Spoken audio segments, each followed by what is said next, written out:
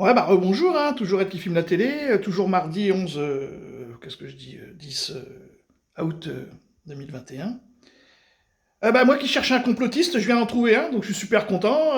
Bah voilà, ça fera comme quand Zemmour nous expliquait le sionisme, et bah là, Tapiro nous explique le complotisme, donc bah voilà, on vient de trouver un complotiste, alors accrochez-vous. Comment on appelle ça? Popcorn soda, c'est parti, bon complotiste. Samedi à Metz a été interpellé donc hier. Il s'agit d'une enseignante de 33 ans, ancienne élue locale, ex-membre du Front National à l'époque. Le parquet de Metz a ouvert une enquête pour provocation publique à la haine. La LICRA également a porté plainte. Tension, violence verbale, dérapage. Comment est-ce qu'on explique ce climat, ces images antisémites? Oh, malheureusement, c'est une banalité C'est sans nom. parti. Une banalité sans nom depuis le démarrage, c'est pas de maintenant. Rappelez-vous le démarrage. Forme de résurgence quand même ces dernières semaines, là, depuis Oui. 4 samedis. Oui, mais rappelez-vous le démarrage de la pandémie déjà, avec, on citait Agnès Buzyn, son mari, avec un nom. Et on faisait des listes comme ça de gens qui, apparemment, étaient des scientifiques, etc., mais ils avaient quand même un point commun tous. Et donc le qui était déjà sous-jacent. Donc, vous savez, cette stratégie du complot, si on remonte à des complots très très anciens, hein, même dans la Russie ancienne, avec le protocole des sages de Sion, qui fait encore des émules aujourd'hui. C'est juste un mélange de tout, hein. Le protocole de sages de Sion, c'est sur le sionisme. Ça n'a rien à voir avec l'antisémitisme, mais bon, continuons.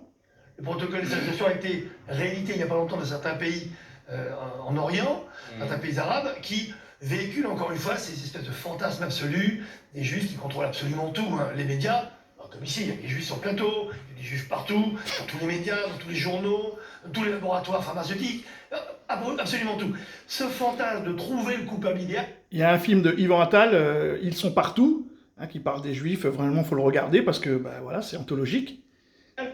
Existe depuis toujours, malheureusement. Donc cette pancarte, c'est quoi? Ça a été appelé aussi suite à un plateau, je crois que c'était d'ailleurs chez Jean-Marc Morandini, avec mon ami Claude Posternac, qui apostrophait un fameux général, je ne dis même pas son nom, pas parce que seulement j'ai zappé son nom, mais parce qu'il ne mérite pas autant de publicité, qui a lancé la polémique, puisque Claude lui disait, mais de qui parlez-vous, monsieur?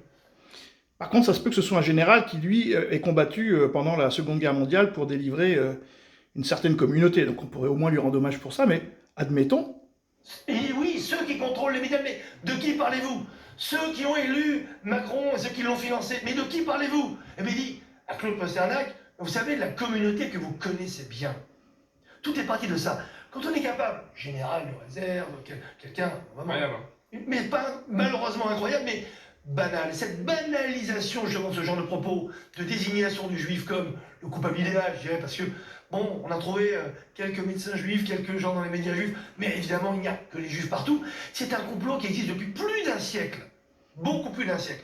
Donc, cette pancarte, tenue par une personne qui est une élue, une ancienne élue, hein, du Front National, ex-élue, mais j'ai retrouvé des photos d'elle avec une casquette, vous pouvez vérifier, hein, une casquette des Waffen-SS. C'est pas seulement de l'armée allemande, des Waffen-SS. Bon, etc., etc., montre que finalement, elle est totalement cohérente. C'est pas un bug. Elle n'a pas pété un câble. Elle est complètement dans sa ligne. Donc, moi, j'attends qu'elle finalement qu'elle C'est assume. marginal, hein. On va évidemment pas mettre tout le monde dans le même Non, panier. mais rappelez-vous les gilets jaunes. Mais les gilets jaunes le faisaient aussi. On oublie Il les n'y a pas gilets jaunes. 237 000 antisémites, c'est très loin de là, J'ai évidemment. jamais dit ça, mais les gilets jaunes, on oublie. Non, mais je le précise. C'est pancarte antisémite pendant toute la saga des gilets jaunes. Vous savez, ce genre de thématique, malheureusement, on a l'habitude de ça, je dis on, pas en tant que juif, mais en tant que citoyen.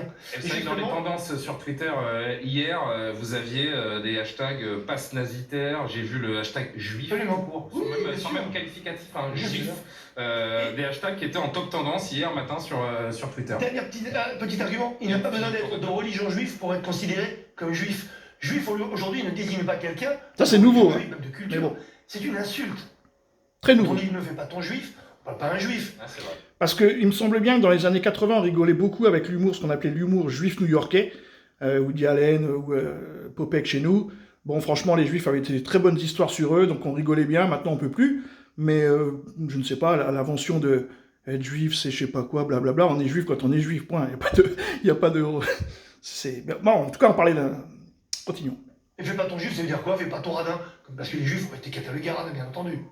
Mais juif aussi, c'est quelqu'un qui est collabo du judaïsme, collabo de cette pieuvre incroyable. Quand on voit Emmanuel Macron, parce que je sache, il n'est pas de religion juive, mais il est considéré comme juif, pourquoi? Parce qu'il a travaillé chez Rothschild.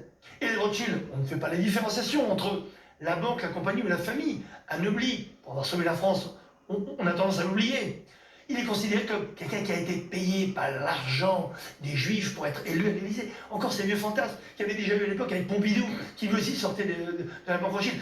Donc ce genre de choses montre bien qu'on ne parle pas de la religion, qu'on désigne comme juif une insulte de quelqu'un qui fait partie du grand complot mondial, l'ordre mondial qui domine tout, les Illuminati, toutes ces horreurs qui traînent des millions de gens, comme les platistes.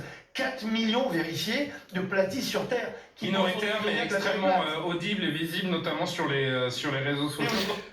Bon, bah voilà, monsieur Tapiro, bah écoutez, moi j'ai entendu le discours d'un complotiste, on peut pas faire mieux, hein. Il reprend toutes les thèses, il mélange tout, tout est confondu, voilà. C'est typiquement le complotiste, c'est ça. C'est quelqu'un qui prend des faits réels, des choses qui existent, et qui les mélange, qui les touille, qui les tarabistouille, qui les fout dans la machine à laver, et qui les ressort, mais lui il a le droit de les sortir à la télé, et comme il est juif, il est pas antisémite, c'est cool. Mais c'est typiquement le discours d'un complotiste. Donc à bon entendeur, messieurs, je ne vous salue pas. Salut à toutes et à tous. Et comme d'habitude, Mazel Tov et un petit shalom pour la paix. Salut!